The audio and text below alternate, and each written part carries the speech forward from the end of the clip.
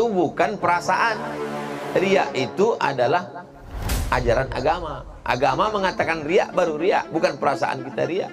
Kalau perasaan nanti orang tak ke masjid. Kau kenapa tak pernah ke masjid? Aku kalau ke masjid rasanya riya, maka aku sholat di rumah aja. Pas ditanya bini, di rumah sembahyang? Enggak juga. Nah jadi riya itu adalah kalau menurut agama riya.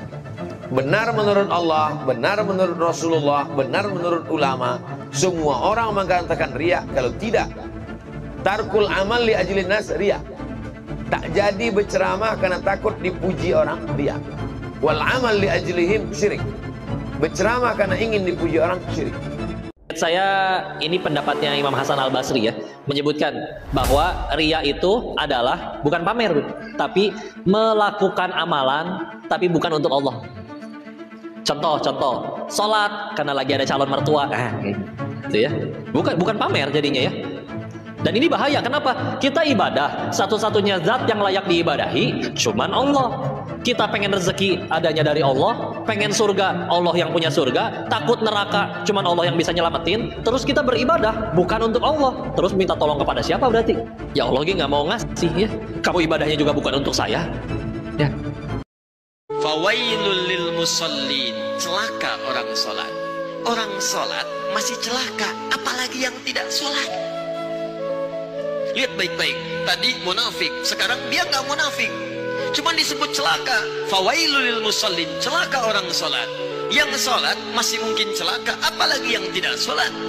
Tapi siapa yang celaka ini? Bukan semua orang sholat. Alladzina hum an sholatihim sahun, yang lalai dalam sholatnya. Siapa orang lalai ini? Maaf, alladzina hum yura'un, orang yang riya. Hati-hati, riya. Nah itu lawan dari ikhlas. Musuhnya ikhlas itu riya. Itu musuhnya. Apa musuhnya? Riya. Ikhlas itu musuhnya riya. Riyaun.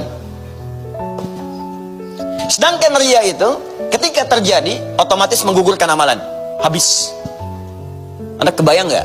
Udah habis uang, maaf, habis tenaga, habis waktu, habis biaya, habis energi, habis pahala. Habis semua, nggak ada apa-apanya. Di kaidah riya itu begitu muncul riyanya, habis pahalanya, capek saja. Buka Quran surah kedua Al-Baqarah ayat 264. Dalilnya Quran surah kedua ayat 264, paling kiri sebelah bawah. Di kaidah dampak dari riya yang sangat berbahaya. Syirik kecil. Ciri engkau riya. Yang pertama, semangat beramal di tengah keramaian. Yang kedua, malas beramal ketika sendirian. Yang ketiga, dipuji akan membuatnya semakin terbang. Yang keempat, ketika dicaci akan membuatnya tumbang dalam beramal saleh. Ciri-ciri riya. Gak ada orang beriman, gak ada rumus kayak gitu. Dia posting tilawah Al-Quran, dia posting lagi sholat, dia posting sedekah, dia posting hal-hal yang sifatnya kebaikan. Terus kita kayak suuzon, sampai akhirnya kita bilang, ini riya, ibadah mah gak usah di posting, gak usah dipamerkan. Memang kita tahu isi hatinya. Jangan-jangan dia memposting itu niatnya bukan riya, tapi sebaliknya niatnya man sanna fil islami sunnatan hasanah. Siapa yang menampilkan satu kebaikan dalam Islam, maka dia mendapatkan pahala dari setiap orang yang mengikuti kebaikan tersebut. Siapa tahu niatnya itu, dia dapat pahala karena sunnah hasanah.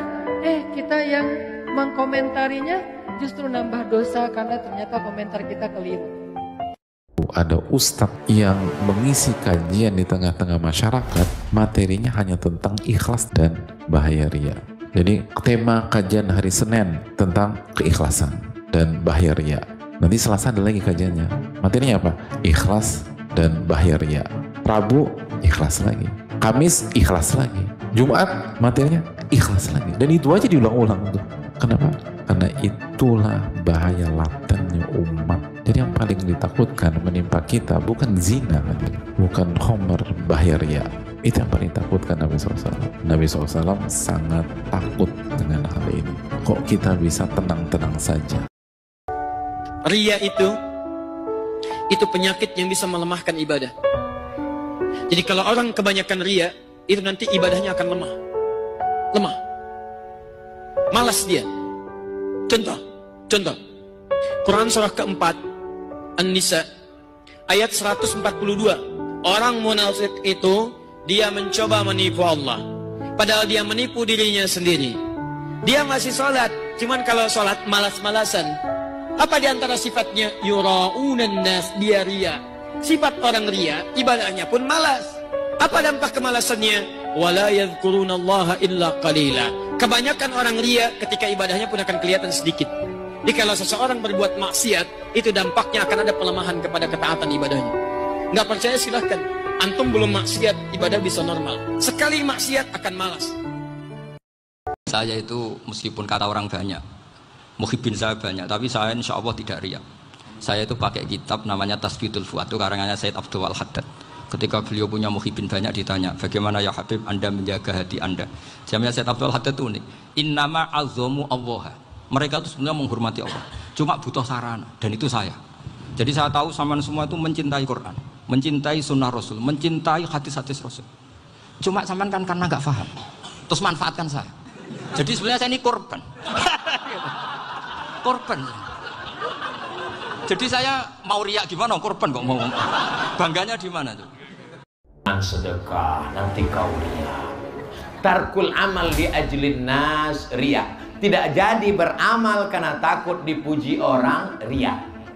Nggak jadi sedekah karena takut dipuji, riak. Memasukkan uang supaya dipuji orang, ngasih handphone ke teman, tolong pegangkan. Terus, kalau bisa streaming. Streaming, nanti buatkan slow motion. Sallallahu ala Muhammad, sallallahu alaihi wasallam.